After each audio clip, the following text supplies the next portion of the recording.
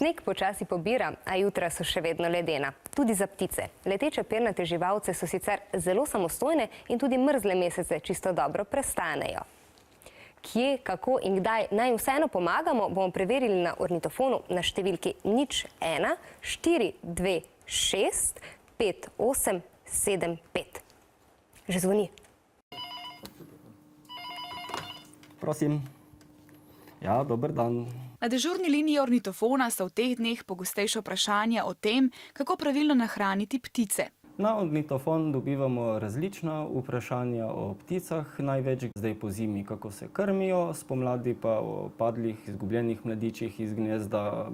Hranjenje ptic v krmilnicah je pomembno, navadno le v naseljih, kjer so ptice izgubile veliko naravnih možnosti za prehranjevanje.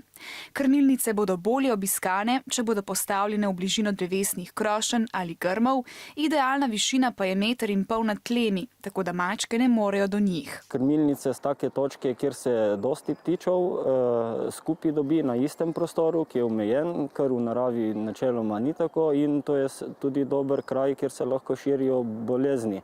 Zato je zelo pomembno, da ohranimo krmilnice čiste in da skrbimo za njih čistočo. Veliko vodnih ptic pa živi na mestnih odsekih jezer in rek. V ta naselja jih privabljamo ljudje, ki jih hranimo s kruhom in drugimi ostanki hrane. Vodnim pticam lahko ravno tako ponudimo zrnje, žitaric, kot je pšenica na primer. Lahko pa tudi damo svežo zelenjavo, kakšno solato ali pa kakšni ohrovti, če jih imamo na zoologiji in podobno.